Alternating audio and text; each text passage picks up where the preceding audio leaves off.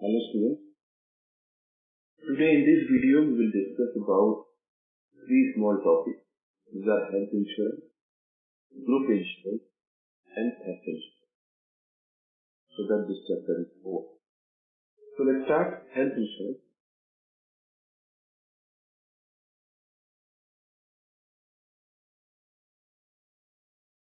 So health insurance which covers the financial loss. Health insurance covers the financial loss arising out of poor health condition or due to permanent disability which results in loss of income. So health insurance cover करता है financial loss. कौन सा financial loss? Because of poor health condition there will be requirement of treatment, और जब treatment ले रहे हैं, hospitalise हो गए या घर में, उस केस में there will be financial loss because treatment के एक्सपेंसेस रहेंगे, और ऐसा भी कंडीशन हो सकता है कि हम कंपनी ज्वाइन नहीं कर पा रहे या सैलरी नहीं मिल पा रहा, तो ये फाइनेंशियल लॉस. बट इसमें से कौन से फाइनेंशियल लॉस को कवर करता है, इंडेमनिफाई करता है, that is the treatment expenses. So health insurance treatment expenses को कवर करता है, हेल्थ से रिलेटेड ट्रीटमेंट एक्सपेंस को कवर करता है. And it provides either direct payment or reimbursement for the expenses associated with illness or injury. Direct payment का क्या मतलब है कि इंश्योर्ड ने ट्रीटमेंट लिया हॉस्पिटल में और उसको खुद पेमेंट करने की जरूरत नहीं. The insurance company will directly pay to the hospital, जिसको बोलते हैं कैशलेस पेमेंट, कैशलेस ट्रीटमेंट या कैशलेस पेमेंट. और आजकल के जमाने में नॉर्मली कैशलेस कार्ड भी दिया जाता है इंश्योर को. वो कार्ड नहीं, कार्ड स्वैप होता है और उसके थ्रू पेमेंट हो जाता है फ्रॉम इंश्योरेंस. दूसरा कंडीशन है जहाँ पे hospital is not able to provide cashless facility, reimbursement. Reimbursement का क्या मतलब है? जो इंश्योर्ड जो पेशेंट है वो अपफ्रंट पेमेंट करेगा, उसके बाद वो बिल जब सबमिट करेगा to the insurance company, and insurance company will reimbursement on those. So two types of payments are there, direct payment or reimbursement. And the cost and range of protection, क्या क्या cover होगा? Cost and range of protection provided by health insurance depends on insurance provider and the policy purchase. इसका मतलब ये कि किस किस treatment का रिइंबर्समेंट होगा. क्या सभी ट्रीटमेंट का रिइंबर्समेंट होगा? क्या कोई ऐसा क्लेम कर सकता है कि डॉक्टर ने बोला है कि आप वीक हैं इसलिए मैं बॉर्नवीटा पी लूं, या किसी ने बोला कि डॉक्टर ने बोला है कि आपको फल सब्जियां खानी चाहिए, फल खरीद के खा रहे हैं, गर्मी में एप्पल खा रहे हैं, क्या वो कवर होगा? तो क्या क्या कवर होगा, that will be specified in policy. अब क्या कवर नहीं होगा ये भी स्पेसिफाइड है. तो policy purchase will give all those information. तो क्या क्या कवर होता है किसी भी हॉस्पिटल में? सबसे बड़ा जो बिल में अगर हम देखेंगे वो होता है रूम रेंट. एक बात यहाँ ध्यान रखेंगे, हेल्थ इंश्योरेंस के केस में claim will be settled only when there is at least 24 hours of hospitalization. 24 घंटे आप हॉस्पिटलाइज हैं तभी आपको क्लेम मिलेगा, अनलेस कोई ऐसा ट्रीटमेंट है जो because of advancement in medical science treatment के लिए 24 घंटे की जरूरत नहीं पड़ सकती. बट ये स्पेसिफाइड मतलब क्या कि क्लेम लेने के लिए 24 घंटे हॉस्पिटलाइज होना, या फिर कोई ऐसा ट्रीटमेंट जैसे कि accident is cover, accident insurance में कवर, और एक्सीडेंट होने के बाद लेट से फ्रैक्चर हुआ और प्लास्टर की जरूरत पड़ती है, तो plaster will take hardly 2-3 hours, 2-3 घंटे की जरूरत है, उसके लिए 24 घंटे हॉस्पिटलाइज क्यों होना है? That will be cover. Cataract का ऑपरेशन में भी अगर हम केवल ऑपरेशन पार्ट को देखें तो hardly matter of 15 to half an hour operation. उसके बाद जो डॉक्टर्स हैं वो ऑपरेशन के पहले 1-2 घंटे का चेकअप होता है, और ऑपरेशन के बाद 2-3 घंटे उनको हॉस्पिटल में उसके बाद छोड़ देते. So this is because of advancement in technology. ऐसा ही कीमोथेरेपी कैंसर पेशेंट है उनको कीमोथेरेपी देना, तो chemotherapy hardly matter of 2-3 hours. तो ये जो एडवांसमेंट इन टेक्नोलॉजी है इन मेडिकल साइंस, इसलिए 24 घंटे को हॉस्पिटलाइज होना जरूरी नहीं, ये कवर। अदर देन दीज बाकी सब के लिए हॉस्पिटलाइज होना जरूरी, ये हॉस्पिटलाइज होना जरूरी है। ये इसलिए किया गया है, नहीं तो लोग पेटी कवर करेंगे, छोटे छोटे वो क्लेम करने लगे, या मैलिफाइड इंटेंशन के साथ, चीटिंग के इंटेंशन के साथ, है ना, फर्जी बिल लाएंगे और उसके थ्रू रिम्बर्समेंट करने लगते। तो इसलिए ये कंडीशन दिया है, बिकॉज हॉस्पिटल को अपना बिल सबमिट करना पड़ेगा और उसके ऊपर जो इंश्योरेंस कंपनी का सर्वेयर है उसको सर्वे करेगा, उसका फीडबैक लेगा, क्या सच में ये करेक्ट बिल है या इनकरेक्ट। तो दिस इज मिनिमम रिक्वायरमेंट। क्या क्या कवर हो रहा है? सबसे बड़ा जो एक्सपेंस होता है that is related to room rent या बोर्डिंग। तो बोर्डिंग एक्सपेंस और room rent is cover, nursing expense is cover, fees किसका? सर्जन का फीस, एनेस्थेटिस्ट का fees, physician fees, consultant fees, specialist fees, ये सारे कवर होते हैं। इसके अलावा अगर कोई इक्विपमेंट यूज हो रहा है एनेस्थीसिया के लिए या blood, oxygen, operation theatre charges और surgical appliances, medicine, drugs, diagnostic material, X ray है, कीमोथेरेपी है, रेडियोथेरेपी है, कॉस्ट ऑफ पेसमेकर है, आर्टिफिशियल लिम्स है, कॉस्ट और ऑर्गन एंड सिमिलर एक्सपेंस, ये सारे कवर। और भी बहुत लंबी लिस्ट है, ये मैंने कुछ लिमिटेड लिस्ट मेंशन किया। इसके अलावा कुछ ऐसे रिस्क है which can be cover, but for that you have to take additional coverage, that is endorsement करवाना पड़ेगा और एक्स्ट्रा प्रीमियम पे। ये है maternity expenses, maternity expenses related to delivery. Baby day one है, जहाँ पे जब बेबी पैदा होगा, जिस दिन पैदा होगा उस दिन से coverage, that is baby day. अगर आप ये बेबी डे वन नहीं लेते हैं, अराउंड कवर नहीं लेते हैं, तो जो नॉर्मल पॉलिसी है उसमें baby is covered after 91 days, 91 days के बाद कवर होता है। हेल्थ आप बेबी डे वन कवर कर सकते हैं, but for that you have to take extra fees. Then health checkup, कई लोग हेल्थ चेकअप एड ऑन करवाते हैं और every year they go for health checkup, और हेल्थ चेकअप का जो भी बिल रहेगा ये सबमिट और करेंगे। डेंटल रिलेटेड थोड़ा सा ध्यान देंगे, अगर ये एड ऑन कवर नहीं लिया हमने डेंटल रिलेटेड, तो नॉर्मल पॉलिसी में डेंटल रिलेटेड ट्रीटमेंट एक्सेप्ट होगा only when it is because of certain accident. Dental related treatment normal policy में कवर होता है, बट वो अगर किसी एक्सीडेंट की वजह से हुआ है तब कवर। हेल्थ की दांत में कीड़े लग गए या नया दांत लगवाना है, ऐसा कवर नहीं होगा नॉर्मल पॉलिसी में। For that you have to take add on. OPD जो आउट पेशेंट को देखते हैं, नॉर्मल जो चेकअप होता है कि फीवर हो गया तो चले गए, OPD, that is called OPD. OPD cover is also possible, but for that you have to take add on.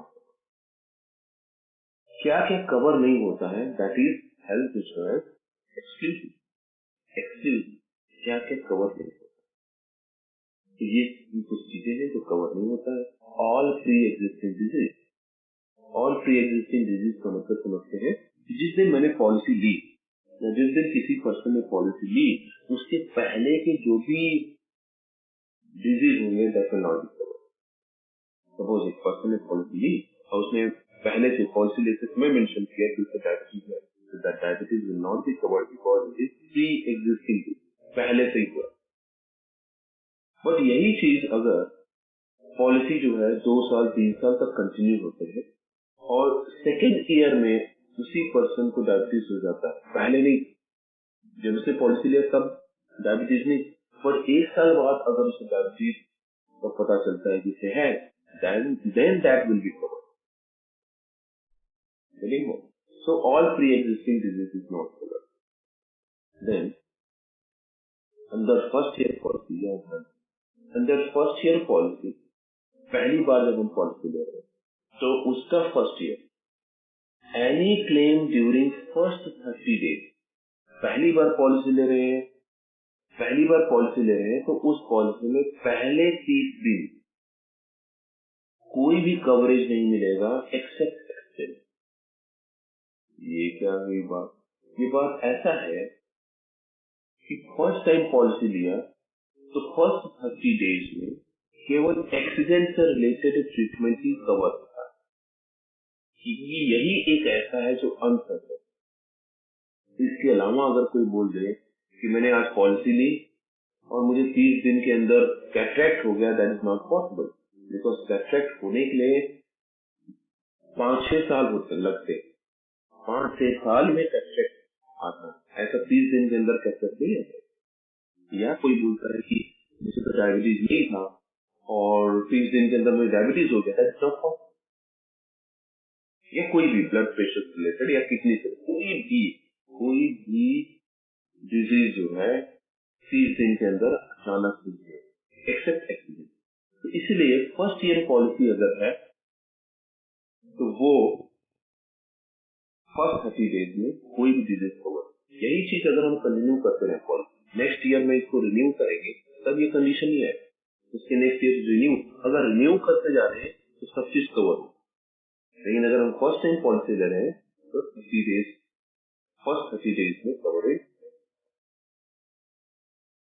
Then during first year ये सारी चीजें फर्स्ट ईयर में ये सारी चीजें कवर नहीं होती। ये तो 30 डेज की मैंने बात की है, 30 डेज में आपको कोई भी चीज कवरेज नहीं मिलेगा, केवल एक्सीडेंट से लेते। इसके अलावा अगर फर्स्ट ईयर है तो ये कुछ ऐसे डिजीज हैं जो कवर होंगे ही नहीं, तो 30 डेज क्रॉस होने के बाद भी ये कवर नहीं होंगे, क्योंकि अगेन 1 साल के अंदर कैटरेक्ट नहीं हो सकता। जैसे मैंने आपको बताया 5-6 साल लग जाते कैटरेक्ट होने की। तो जो कैटरेक्ट है, cataract will not be covered in first year. वेनिंग prostatic hypertrophy, ये कुछ हैवी नाम है, सारे नाम याद रखने की जरूरत नहीं है। हिस्टेरेक्टोमी फॉर मेनोरिया और फाइब्रोमाया, हाँ कुछ चीजें याद हो सकती हैं जैसे हर्निया है, hydrocele, congenital internal disease, fistula, piles, related disorder. तो ये सारी चीजें फर्स्ट ईयर में कवर नहीं होती। या अगर इसी को रिन्यू किया जाए, पॉलिसी को रिन्यू किया जाए, तब फिर इनका कवरेज मिलता है। Obviously insurance is not to make money. Obviously किसी को अगर कोई बीमारी है तो वो पैसा बनाने के लिए नहीं कर रहा, बट ये इंटेंशनल हो जाता है कि मुझे पहले से इफेक्ट मुझे पता है, मैं बताऊंगा नहीं और फिर पॉलिसी लूंगा और देन आई स्टार्ट क्लेमिंग। तो ये सारी चीजें नहीं है, इन सब चीजों को कवर नहीं किया। फर्स्ट ईयर में ये सारे कवर नहीं होंगे, सेकेंड ईयर में जब हम रिन्यू करेंगे इनकी कवरेज बढ़ते जाएगी। Then cost of specs or contact lens or hearing aids will not be covered. Cost of specs, ये contact lens या hearing aids ये कवर नहीं, कभी भी। फर्स्ट ईयर थर्ड ईयर की बात है, कभी कवर। डेंटल ट्रीटमेंट और सर्जरी, डेंटल ट्रीटमेंट की और surgery unless requiring dental treatment, ऐसे लोग क्लेम करने लग जाएंगे ना कि मैं अपना दांत साफ करवाया या सोने का दांत लगवा लिया, तो ये ट्रीटमेंट कवर नहीं होगा। If there is a problem जहाँ पे हॉस्पिटलाइज होना पड़ रहा है या एक्सीडेंट से रिलेटेड आया है डेंटल ट्रीटमेंट और फिर सर्जरी करनी पड़ी, देन इट इज कवर। पर आपके दांतों की ब्यूटिफिकेशन के लिए या सोने के दांत लगा रहे हैं, चांदी के दांत लगा रहे हैं, that will not be cover, कभी भी कवर नहीं। Then intentional self injury, use of intoxicating drugs, alcohol, AIDS, expenses for diagnosis, x-ray lab test not consistent with disease requiring hospitalization, क्या बोलना चाहिए, इंटेंशनल सेल्फ इंजरी, कोई suicide करता है, कोई सुसाइड करने की कोशिश करता है ना, उसका हार्ट टूट जा रहा है, that will not be covered. अगर कोई इंटॉक्सिकेटिंग ड्रग्स लेता है या एड्स इज नॉट कवर्ड, या कोई एक्सरे खुद से चला गया, मेरे पैर में दर्द हो रहा है, एक्सरे कर, अनटिल हॉस्पिटलाइज है और डॉक्टर मेंशन करता या एक्सीडेंट हो गया तब एक्सरे अगर किया है, देन इट इज एक्सरे किया है और मिला है तब कवर हो, else it will not be covered. And naturopathy treatment, जहाँ पे हम केरल में जाकर नेचुरोपैथी करवा, मालिश करवा रहे, मसाज करवा रहे, that will not be. So all these are exclusions. Policy में exclusions में ये कभी भी कवर नहीं किए जाते। अब हम बात करते हैं ग्रुप इंश्योरेंस, एक छोटा सा ग्रुप इंश्योरेंस। ग्रुप इंश्योरेंस क्या होता है? अभी तक जो हमने डिस्कस किया वो इंडिविजुअल इंश्योरेंस, जैसे मुझे मोटर इंश्योरेंस लेना है तो मुझे मैं अपनी गाड़ी का इंश्योरेंस, फायर इंश्योरेंस लेना है तो मैं अपने घर का इंश्योरेंस करूँ। वेयर जो ग्रुप इंश्योरेंस होता है ये ग्रुप का, जैसे कि वीआईटी के जितने भी फैकल्टी हैं उन सभी फैकल्टी का एक ग्रुप इंश्योरेंस होता है, सभी का एक पॉलिसी बनेगा, सभी लोगों का एक पॉलिसी बनेगा और वो पॉलिसी वीआईटी के नाम पे हो, न कि मेरे नाम पे, न कि प्रिंसिपल के नाम पे। वीआईटी एज अ होल जितने भी एम्प्लॉय हो सकता है सारे एम्प्लॉय का कराया जा रहा हो सकता है केवल टीचिंग स्टाफ का। सो that is called group insurance. Group insurance के बहुत सारे फायदे, क्या क्या फायदे हम लोग डिस्कस कर लेते हैं। ग्रुप इंश्योरेंस क्या होता है? Group insurance policy gives you advantage of standardised coverage. यहाँ पे देखिए standardised coverage, very competitive premium rate. यहाँ पे स्टैंडर्डाइज्ड कवरेज का क्या मतलब है कि जो पॉलिसी रहेगी उसमें जो भी चीजें कवर रहेंगी that will be cover for every member of the policy. ऐसा नहीं होगा किसी की एज 50 हो गई तो उसको एडिशनल कवरेज मिलेगा, जिसका 35 से कम है उसको कम कवरेज मिलेगा, ऐसा नहीं। पॉलिसी विल बी वन, उसमें मेंशन रहेगा कौन कौन से एम्प्लॉइज हैं, कितने एम्प्लॉइज हैं वो मेंशन रहेगा। Premium will be paid on the behalf of जिसके नाम पे पॉलिसी है, और ये किसके नाम पे होगा? इंडिविजुअल के नाम पे नहीं होगा, ऑर्गेनाइजेशन के नाम पे होगा या ग्रुप के नाम पे पॉलिसी होगा, और उसका प्रीमियम बहुत ही कम है। You can avail a group insurance policy that a group you belong to takes.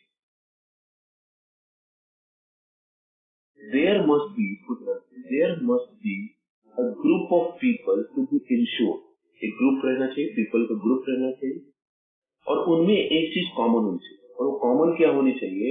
Common ऐसा नहीं होना चाहिए हम सब मिलके एक ग्रुप इंश्योरेंस ले। ऐसा नहीं हो सकता कि चलो 10 दोस्त मिल जाएं और चलो हम सब क्या करते हैं क्योंकि ग्रुप इंश्योरेंस का प्रीमियम कम होता है, कवरेज सेम रहेगा, चलो हम सब मिलके पॉलिसी। ऐसा नहीं होता। There must be a common relationship, और एक कॉमन रिलेशनशिप एम्प्लॉय का रिलेशनशिप हो सकता है, या ट्रेड यूनियन का रिलेशनशिप हो सकता है, या बार एसोसिएशन के मेंबर हो सकते हैं। तो कोई ना कोई रिलेशन होना चाहिए other than the purpose of obtaining insurance. केवल इंश्योरेंस परचेज करने के लिए हमने ग्रुप बना लिया, that will not be so, that is not a group insurance. There must be a master policy holder. Master policy holder, जैसे मैंने BIT के बारे में बोला, BIT will become master policy holder. तो कॉलेज के नाम पे रहेगा तो उसको बोलेंगे master policy holder, who will retain the contract on behalf of member and carrier. अब ऐसा भी हो सकता है कि कोई फैकल्टी रिजाइन कर दिया, तो जैसे वो रिजाइन करेगा वो पॉलिसी से बाहर, पॉलिसी के अंदर तब तक है जब तक वो मास्टर पॉलिसी होल्डर के रिलेशनशिप में बीआईटी में है। तो जब तक वो फैकल्टी है, बीआईटी का फैकल्टी है, तब तक उसको इंश्योरेंस मिलेगा। जैसे वो बीआईटी को रिजाइन करेगा वो इंश्योरेंस पॉलिसी से बाहर। कोई और अगर बीच में पॉलिसी के बीच में कोई और मेंबर जो है वो बीआईटी को ज्वाइन करता है तो वो कवर होता है, उसको कवरेज मिले, और कोई छोड़ रहा है तो उसका coverage. So there must be a master policy. Such covers are typically available at discount to the respective individual rate, और कम रेट में ये पॉलिसी मिलती है। अब ये ग्रुप पॉलिसी किसको मिल सकती है? मास्टर पॉलिसी होल्डर कौन होगा? ये हो सकता है एम्प्लॉयर रिप्रेजेंटिंग कंपनीज और ऑर्गेनाइजेशन। एम्प्लॉयर हो सकता है वीआईटी के नाम पे हो सकता है, या भिलाई स्टील प्लांट के नाम पे हो सकता है, या आईसीआईसी बैंक के नाम पे हो सकता है, या कोई भी कंपनी, टाटा मोटर्स के नाम पे ये पॉलिसी हो। तो एक एम्प्लॉयर के नाम पे ये पॉलिसी मिल सकती है। देन ट्रेड यूनियन जो होते हैं, ट्रेड यूनियन उनके नाम पे पॉलिसी हो सकती है, या bank for their account holder. तो जिसका अकाउंट है बैंक में, तभी ऑलमोस्ट इस समय तो सारे बैंक जो है अपने अकाउंट होल्डर का ग्रुप इंश्योरेंस करते हैं। तो ये group insurance can be accidental insurance, कई जगह पे ग्रुप इंश्योरेंस होता है, हेल्थ इंश्योरेंस होता है, कई जगह पे ग्रुप इंश्योरेंस डेथ इंश्योरेंस होता है। ये दिस इज कॉल्ड ग्रुप। और any other professional organisation representing a group of people, है ना, जैसे चार्टर्ड अकाउंटेंट का ग्रुप होता है। चार्टर्ड अकाउंटेंट किसी एक चैप्टर से जुड़े हैं तो उस chapter will become a master policy, और जितने भी चार्टर्ड अकाउंटेंट उस चैप्टर से रिलेटेड उन सभी को कवरेज। और प्रोफेशनल एसोसिएशन लाइक लॉयर जो बार एसोसिएशन है, लॉयर, तो इसको ग्रुप इंश्योरेंस मिल सकता है। क्या एडवांटेज है group insurance? The premium cost on an individual basis not, यहाँ ध्यान देंगे, the premium cost on individual basis is not individually risk based. Instead, it is the same amount for all insured person in a group. तो जो group insurance रहेगा ये individual के risk को नहीं देखता, ये पूरे ग्रुप के लिए रहता है। तो फायदा ये हुआ कि एक ग्रुप में हेल्दी लोग भी हैं जिनकी एज 35 से कम है, और बहुत सारे लोग ऐसे होंगे जिनका एज 55 से ज्यादा है। तो 55 से ज्यादा वाला ज्यादा रिस्क कैरी कर रहा है, और 35 से कम वाला कम रिस्क कैरी कर रहा है। लेकिन जो प्रीमियम होगा that will be common to everyone. और ये जो प्रीमियम होगा 35 से कम वाले का जो प्रीमियम होता है उससे भी कम। तो 55 प्लस वालों के लिए कितना एडवांटेज? ये इंडिविजुअल रिस्क असेसमेंट नहीं करता, ये ग्रुप के रिस्क पे। So the premium is very low. और इसमें नॉर्मली ग्रुप इंश्योरेंस के केस में कोई भी मेडिकल चेकअप की जरूरत नहीं। Upon all employees of an employer receiving health और accident insurance coverage pay the same premium amount for the same coverage regardless of their age और अदर फैक्टर्स। तो उनकी एज या क्या वो रिस्क कैरी करे, कोई प्री एग्जिस्टिंग, यहाँ ध्यान देंगे इस केस में अगर कोई प्री एग्जिस्टिंग डिजीज है दैट विल बी कवर्ड। जैसे बोल रहा हूँ ग्रुप इंश्योरेंस अगर लिया गया है उसमें कोई pre existing disease that will be covered.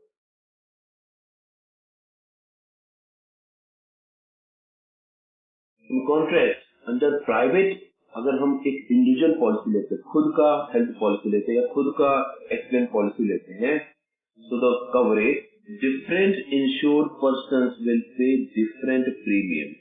अगर हम एक्सीडेंट इंश्योरेंस लेने जाते हैं, एक्सीडेंट पॉलिसी लेने जाते हैं, जैसे आप लोग लोगे, आप एज अ स्टूडेंट लोग और मैं लूंगा, तो आपका प्रीमियम ज्यादा होगा क्योंकि आप जिस एज ब्रैकेट में हैं, आपका जो ड्राइविंग स्किल है वो ड्राइविंग स्किल जो है या जो एग्रेशन है ड्राइव करने का वो बहुत रिस्की है, इसलिए आपके प्रीमियम ज्यादा होगा।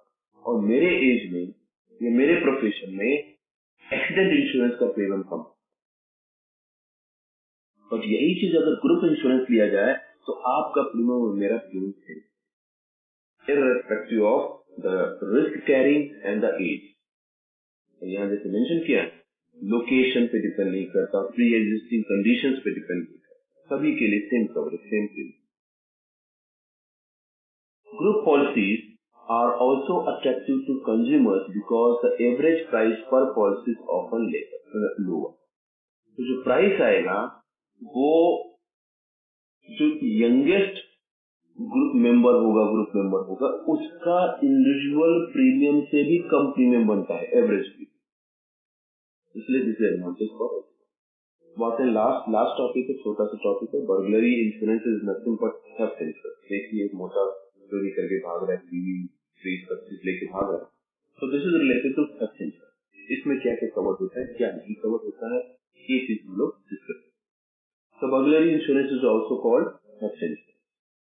Such policy provides protection against loss, damage caused by housebreaking, robbery or theft.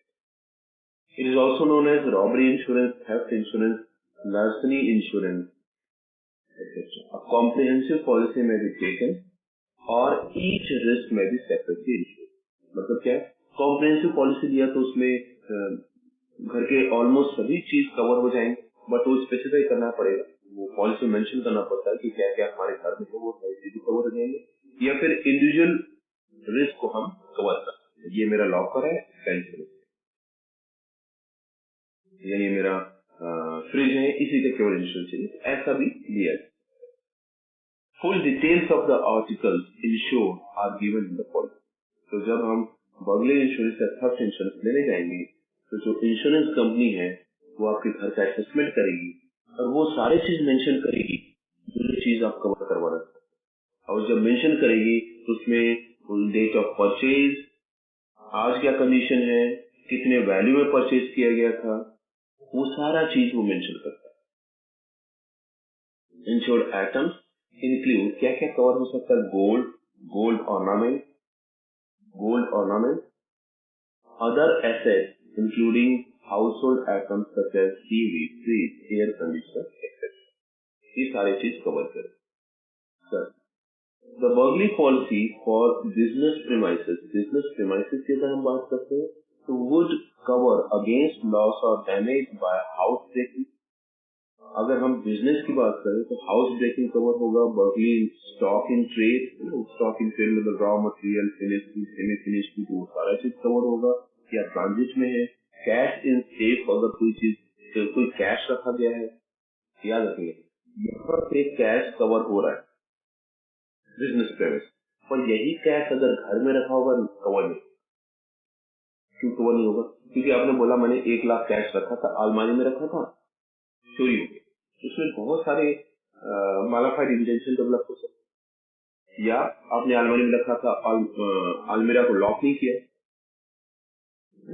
किया तो कोई भी आया उसको निकाल के चला गया, या आप खुद ही वहां को मिसप्लेस कर दिए उसको और बोल रहे हैं कि चोरी हो गई। तो सी कि बिजनेस में भी ऐसा होता है, लेकिन देयर विल बी सर्वे। तो बिजनेस के केस में cash and safe is cover but not in house. इस तरीके से फिक्सेस एंड फिटिंग का क्या क्या एक्सक्लूजन में आता है। So any precious metal exclude हो जाएगा, precious metal या articles made from any precious metal, और ज्वेलरी यहाँ ध्यान देंगे, वहां पे ऑर्नामेंट और यहाँ पे ज्वेलरी, दो चीज आप अपनी बॉडी में कैरी कर रहे हैं वो कवर नहीं होगा।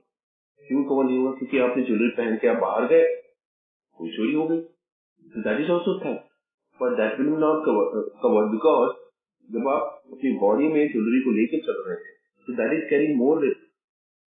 सर्टन है कि थेफ्ट तो होगा ही, कि हम तो ज्वेलरी पहन के ट्रेन में थे और ट्रेन में चोरी हुई, दैट विल नॉट। हाँ, घर में रखा है और उसको आपने स्पेसिफाई किया है, then it will be cover. सवाल आ रहा है कि कैसे पता चला जाता है हमने घर में रखा था टाइम के लिए। देयर विल बी इन्वेस्टिगेशन, आसान नहीं है ऐसा चीट करना, देयर विल बी इन्वेस्टिगेशन, और इन्वेस्टिगेशन से पता। Medals, coins, stamp collections, coin collections, curious structures, manuscripts, rare books or documents of any kind will not be covered। मेरा गोल्ड मेडल है, या ये मैंने सिक्के इकट्ठे किए थे, स्टैम्प कलेक्शन किया था, चोरी हो गया है ना, this will not be covered. Deed, किसी का डीड है, बिल है, और bonds, bill of exchange, treasury, promissory note, ATM card, credit card, share certificate, ticket, stamp, ये सारे चीज कवर नहीं। मेरा फ्लाइट का टिकट चोरी हुआ, that will not B. Promissory note चोरी या एटीएम कार्ड चोरी हुआ, that will not B. Then loss or damage caused by wear and tear of gradual deterioration। किसी कोई भी एसेट आपने लिया, रेफ्रिजरेटर लिया, रेफ्रिजरेटर जो डिक्रीट हो रहा है, डेप्रिशिएट हो रहा है, और आप बोल रहे डेप्रिशिएशन खराब हो गया, that will not. So any damage caused by wear and tear or gradual deterioration will not be covered. Theft or attempted theft from yards, gardens or open space out of building unless the contents thereof are specifically insured by the policy. तो garden में या open space में कोई चीज रखी है, कोई गमला रखा है या कोई पौधा है कि मेरा कैक्टस का पौधा चोरी हो गया, that will not be covered unless आपने स्पेसिफिकली उसको मेंशन किया है. जैसे कार चोरी हो जाए, दैट में बी स्पेसिफाइड, तो वो चीज कवर होगा. लेकिन अगर ओपन स्पेस में कोई चीज रखा हुआ है, ओपन स्पेस में, until ये स्पेसिफाइड नहीं है, तो it will not be covered. So this is all about health insurance, then group insurance and burglary insurance. I hope आपको समझ में आया. Thank you. Feedback.